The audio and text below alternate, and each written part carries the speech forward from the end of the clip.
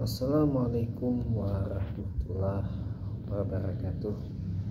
Alhamdulillah wassalatu wassalamu ala asyrofil anbiya'i wal mursalin sayyidina maulana Muhammad wa ala alihi washabbihi ajma'in, amma ba'd. Bertemu lagi kita dalam kelakar bakso Palembang. Hari ini hari Selasa tanggal 23 Januari 2024. Kita ini lah masuk 10 hari pertama atau 10 hari kedua nih di bulan Rajab 1445 Hijriah. Nah, dalam edisi perdana pertama kali siaran rohani Assalam ini disampaikan ke dalam bahasa Palembang, tapi kage insyaallah ada translate-nya atau terjemahnya dalam bahasa Indonesia di beberapa poin vitalnya baik. Dari apa yang nak aku sampaikan malam ini di waktu yang relatif singkat, karena waktu Isya di Jakarta ini cepetnya jam 7:30 malam lewat 3 menit, pukul 19.33 malam waktu Indonesia Barat. Namun di Palembang jam 7.38 pukul 19.38 waktu Indonesia Barat, dekat-dekat jam 19.40 malam waktu Indonesia Barat. Di Masjid Agung Palembang atau resminya Masjid Sultan Mahmud Badarudin Jayawikramo Palembang, kadang-kadang habis maghrib tuh atau ca ini nah namanya cawisan, ada apa baik dibahas yang berkaitan dengan keislaman. Ganti-ganti temanya, ndak temanya itulah baik, ndak ada kajian-kajian tematik tiap ba'da maghrib yang lemaknya tiap hari ada ya, tiap hari ada, mangkonya rame. Tapi amonlah Isya, nah cak masjid-masjid tempat lain sepi ditinggal ke jemaah lain, kali lah ngantuk atau cak mana nggak tahu lah ya. Nah, tapi bukan itu yang nak aku sampaikan malam ini. Kita ini bentar lagi nak nyambut Isra Mi'raj tanggal 27 Rajab. Masih berapa hari lagi ya. Di hari Isra Mi'raj itu ada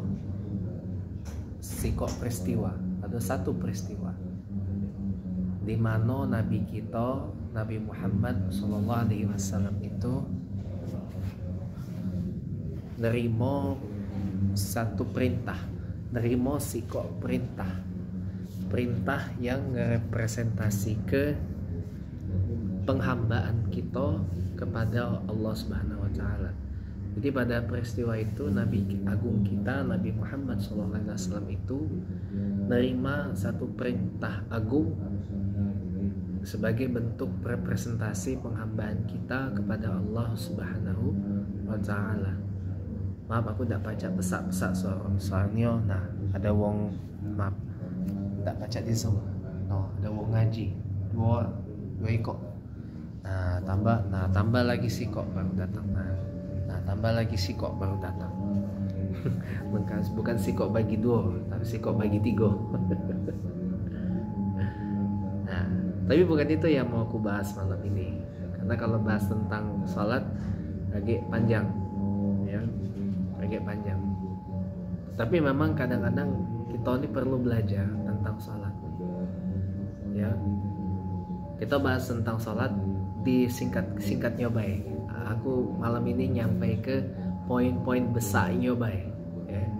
Namun nak ngebahas poin-poin kecil-kecilnya, poin-poin tambahan-tambahannya kaget lain waktu baik, atau dengan yang lebih ahli dengan dalam perkara ma'rifah ya. Kadang-kadang kita nih kalau sholat tuh sholat ya sholat baik itu. Wong ditanya, kamu tahu tak sholat itu arti? Kamu tahu tak sholat itu apa? Ya. Wong baca baik jawab, sholat itu kewajiban bagi wong Islam. Sholat itu perintah Allah bagi wong Islam. Nama itu kalau wong yang sekedar tahu artinya sholat itu apa, tahu apa itu yang namanya sholat. Tapi kalau wong yang levelnya lebih tinggi daripada wong yang sekedar tahu baik arti sholat itu apa, wong yang sekedar tahu apa yang dimaksudkan sholat itu.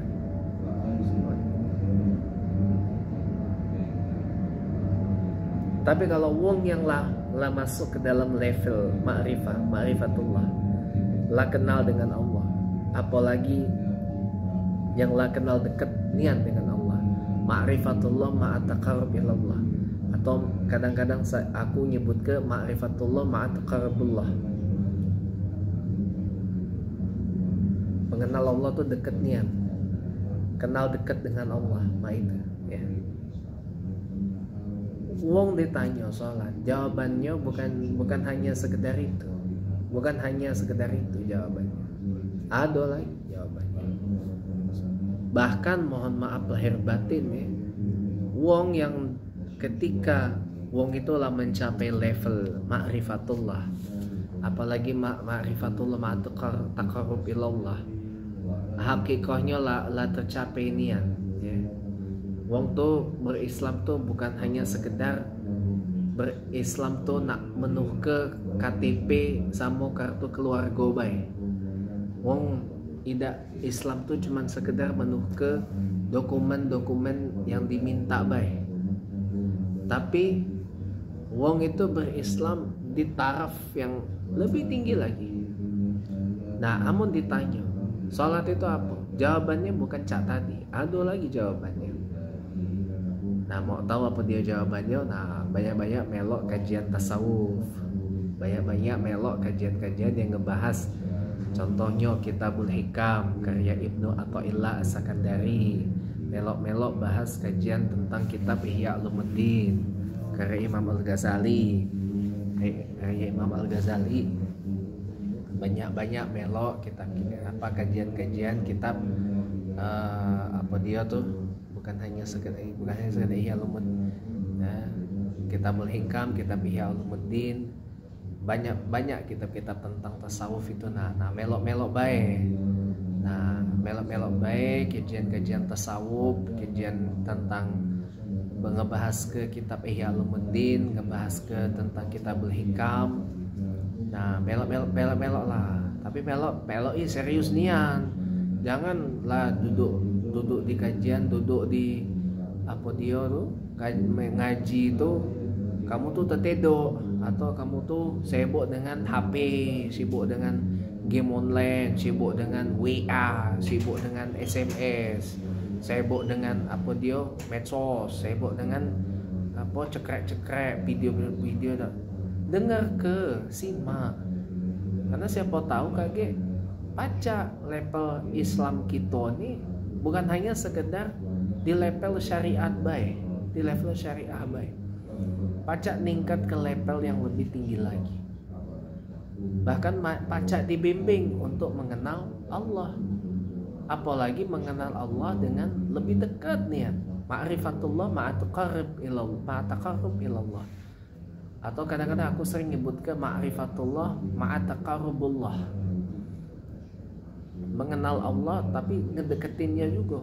Artinya kenal dekat nian dengan Allah, tahu nian Allah tuh apa, Allah tuh siapa, itu. Amun lah di level itu, hakikahnya lah terpenuhi, lah tahu hakikah kita sebagai niatnya, hakikat kalau wong sini bilangnya, hakikah kita sebagai hamba Allah itu lah kita tahu niat ya. Kita pastilah tahu jawaban, ngapolah kita ini disuruh salat, ngapolah kita ini disuruh menyembah Allah ya. Ngapo kita ini apa dia disuruh apa, diwajibkan salat 5 waktu, tadinya 50 waktu, tapi kata uji Rasulullah, kasihan umatku ya Allah, kaget keberatan pula, tidak galak sholat pula, kaget umatku ini ya Allah, berat nian 50 kali sehari. Dinegosiasi akhirnya dah nih 5 kali ya Nabi Muhammad, ya Rasulullah, nah umat kau kusuruh salat 5 kali baik, diskon, tapi pahalanya setara 50 kali. 50 waktu salat. Nah, yang 5 waktu baik wong banyak yang tidak salat. Apalagi kalau 50. Yang 5 waktu baik masih banyak yang tidak salat. Mikir baik. Karena wong itu masih banyak yang nganggep salat itu tuh sebagai beban. Wong masih banyak menganggap salat itu sebagai suatu hal yang ada telepon pulo. Nah ini kalau di kadang-kadang kalau wong apa nih namanya, wong tuh nak salat khusyuk nian, nah HP itu, nah kadang-kadang kita nih namanya juga manusia. Uji Rasulullah Sallallahu Alaihi Wasallam itu manusia tempatnya salah, tempatnya lupa. Ya, uji manusia tempatnya salah, tempatnya lupa. Kadang-kadang kita kalau bawa HP ke masjid atau ke musala, lupa di silent ke, lupa dimati ke, lupa di hening ke. Nah telepon berdering. Namun di Palembang ada wong terganggu sholatnya, berdempang, ya, langsung berdempang. Bukan hanya HP-nya baik berdempang ke, wongnya pula di berdempang ke, pang cak itu. Naik langsung ngomong, kau nih. Makanya kalau besok-besok lagi kalau kau bawa HP ke masjid tuh di silent ke, di hening ke, di diam ke, di mati ke, biar kami sholat ini tidak terganggu. Nah, tapi tidak apa-apa, namanya juga manusia, tempatnya salah, tempatnya lupa, tidak apa-apa. Diingat ke sesekali, 2 kali, 3 kali. Kalau di masjid, amun bawa HP, amun bawa dia jemengnya, tablet. Nah, tablet kan bukan obat tablet ya. Tablet yang ini HP besar. HP bisa ya, Pak? Bisa. Bukan. Tablet tuh bukannya tablet obat dokter. Nah, tablet HP besar. HP besar. HP besar baik ya. Nah, tablet HP besar. Kadang-kadang lupa pula di silent ke, lupa pula di hening ke, di mati ke. Nah, amun wong saking wong itu teganggu nian, percaya sama aku, amun masih selamat alhamdulillah. Biasanya lah kena berdempang. Kalau tidak tabletnya, wongnya yang kena berdempang. Ya. Kemarin aku lah sampai ke rumahnya wong Palembang. Ya, lemaknya jadi wong Palembang itu bahasanya bahasa yang paling ringkas, paling nikmat, paling lemak di antara bahasa-bahasa daerah lain di Indonesia. Wong lari cepet nian, uji wong Inggris, I'll run very fast, atau that guy is running very fast, that lady is running very fast. Atau that car is going very very fast. Yo, kata wong wong Palembang tuh singkat baik, bedebis kau tuh berlari, bedebis nian wong tuh lari, bedebis nian wong betul. Wong terkaget-kaget uji wong Inggris, I'm shocked, I feel surprised, you shocked me, you surprise me, macam-macam lagi, kepanjangan, ribet 3. Uji wong Palembang singkat baik, bedesau aku nih. Nah, yang ketiga, wong nak begoco, wong nak rebut, wong gara-gara wong nyari perkara. Uji wong Inggris, I'll hit you, I'll strike you, I'll punch you, I'll kick you, I'll kick your ass, katanya. Ya. Panjangan nih, uji wong Jawa, aku tak gibeng, sampeyan tak wantemi, awakmu tak tunjuk. Uji wong Jawa. Kalau Palembang singkat baik, berdempang kau. Itulah karomahnya wong Palembang. Nonton bae. Lah tayang di YouTube aku. Karomahnya wong Palembang. Nah, lemaknya jadi wong Palembang. Nikmatnya jadi wong Palembang. Tapi bukan berarti itu mendiskredit ke wong lain, tidak. Itu bercanda bae. Bercanda bae. Sejatinya kita semua nih galo-galo sama di mata Allah ya. Sama galo kita di mata Allah. Yang ngebedakan itu cuman iman dan takwanya baik. Iman dan takwanya baik. Nah, lanjut lagi. Saking sok wong itu salah tuh khusyuk nih aneh. Kadang-kadang kalau HP itu bunyi atau tablet tuh bunyi, wong itu kalau masih selamat tuh alhamdulillah nih ya. Apa? Ruang kosong. Ya. Ada sih itu firman. Alhamdulillah amon masih selamat.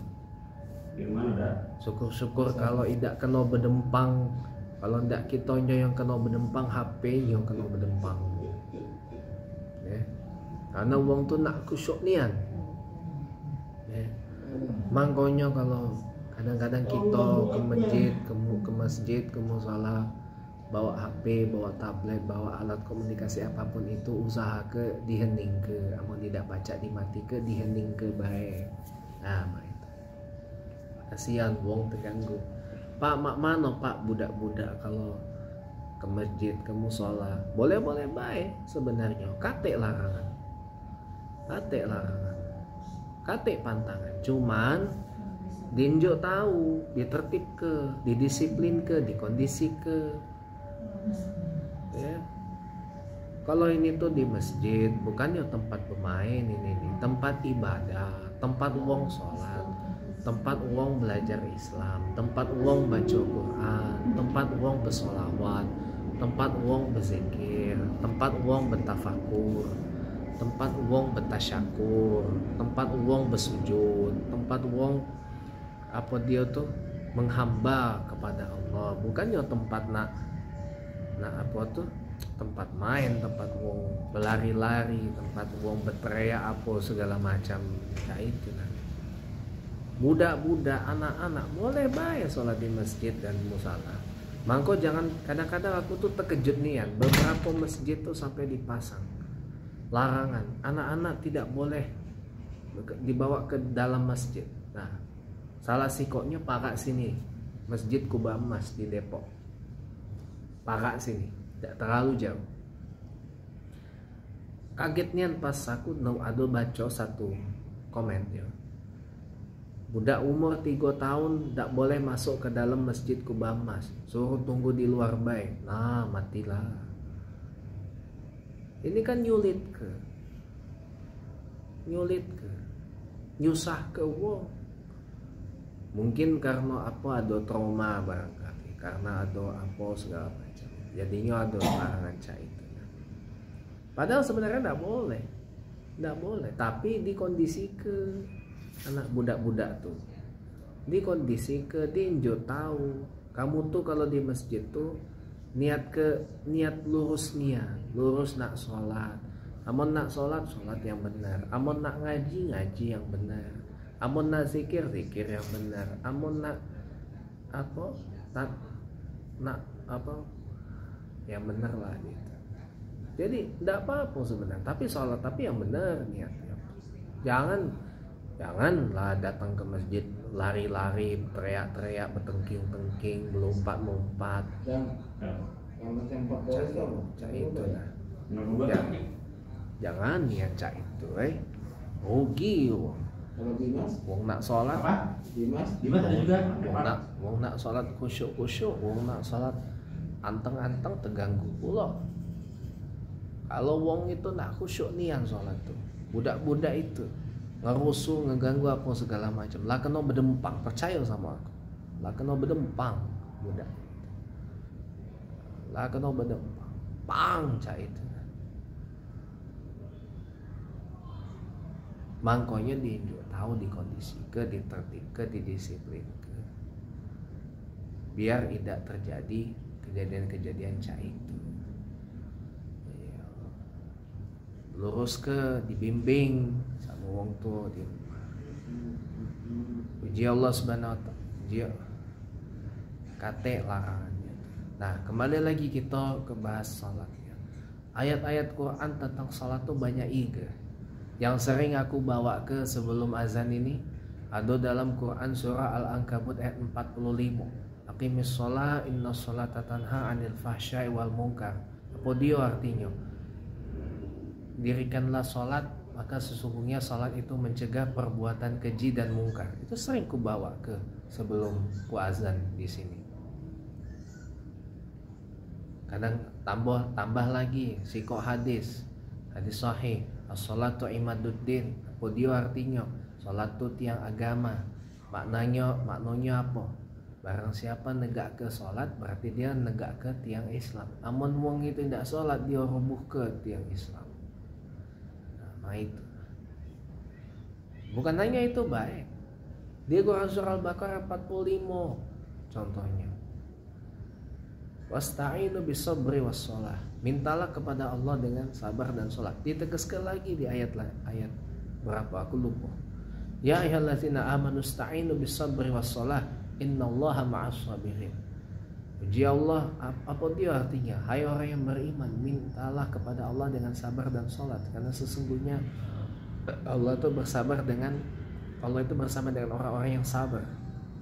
Orang yang sabar. Di surah An-Nisa ayat 103, nah disebutkan niat eksplisit. Banyak niat ayat-ayat Quran itu tentang sholat. Banyak niat. Tinggal kita kaji baik. Hadis-hadis tentang sholat itu juga banyak niat. Tinggal kita kaji baik, tinggal kita pelajari baik, tinggal kita maknai baik. Dalam Quran surah Al-Ankabut apa Ad-Dukhan ayat 56 ada di situ tujuan akhirnya sholat untuk menyembah Allah. Itulah perintah Allah, sembahlah aku, uji Allah. Nah, sembahlah Allah, ujinya Allah. Nah itu tujuan akhirnya sholat. Jadi kadang-kadang kita ini perlu niat sesekali belajar sholat yang benar tuh cak mano. Bukan hanya belajar gerakannya, bacaannya baik, tapi belajar mak mano sholat yang dengan makna itu. Sebab kadang-kadang kita nih sholat tuh galak apa, kadang-kadang berdebis nian. Sholat tuh buru-buru, nah ngapalah wong nih sholat tuh buru-buru. Uji Rasulullah tuh cak ayam lagi matuk. Pok. Nah itu kan. Uji Rasulullah itu ya, bukan uji aku. Uji Rasulullah. Wong yang sholatnya berdebis nian, wong yang sholatnya buru-buru nian, wong yang sholatnya ngebut nian, itu cak ayam lagi matuk. Mama itu. Sholat itu jangan cepet-cepet nian, tapi juga jangan lamo-lamo nian. Sedang-sedang baik. Kalau nak sholat lamo, sholat sendiri tidak apa-apa. Terutama sholat malam, bukan sholat isyaknya yang kemalaman. Amun sholat isyaknya kemalaman berdempang kamu kaget. Sholat malam tuh maksudnya sholat sunnah di malam hari. Contohnya sholat tahajud, sholat witir. Nah lamo tidak masalah. Bahkan si kok riwayat nyebut ke uji Aisyah, Rasulullah SAW itu sholat, sesungguhnya sholat tahajud sampai kakinya terbengkak-bengkak. Nah, sampai kakinya apa? Kakinya terbengkak nih. Nah, bengkak. Bengkaknya sebesar apa? Kadang-kadang sebesar lengan tangan ini. Nah, uji Aisyah tuh. Uji Aisyah, bukan uji aku. Uji Aisyah rahimahullah. Nah, itu. Jadi kadang-kadang kita ini perlu niat ngeresep ke sholat ini. Nah ini aku jarang niat ngomong cak ini. Ngeresep ke sholat itu nah. Ngeresep ke tuh cak ini. Nah. Kita masak simple be. Kita masak mie rebus. Ya. Bumbu-bumbunya lado di dalam mie yang kita masak gitu nah. Kan biasanya wong itu kan kadang-kadang kalau kita masak mie rebus ya, contohnya Indomie baik. Indomie rebus itu nah ya. Kan kadang-kadang ada yang bumbunya dipisah dari masak tempat masaknya itu. Ada juga yang langsung digabung di di wajan atau di alat masak yang dipakai buat masak mie itu. Masak mie, sayur, telur, dan apa dia topping-topping lauk-lauknya ya. Kadang-kadang bumbunya langsung dimasuk ke juga. Nah, ibaratnya ini bumbu-bumbu dari Indomie itu lah masuk di dalam mie rebus, Indomie rebus. Masuk di dalam alat masak itu. Nah, ya. Di alat masak itu nah. Di alat masak itu, ya. Di alat masak, ya. Allahu Akbar.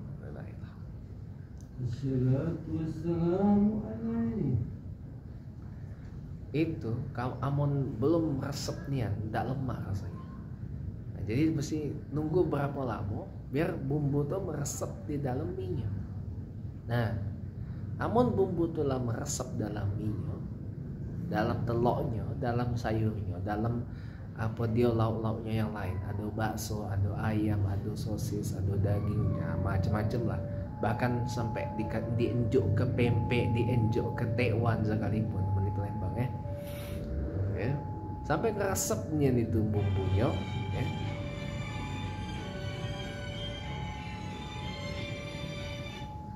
Sampai resepnya bumbunya. Itu amun lam resep tuh pasti lemak rasanya. Pasti lemak nih ya.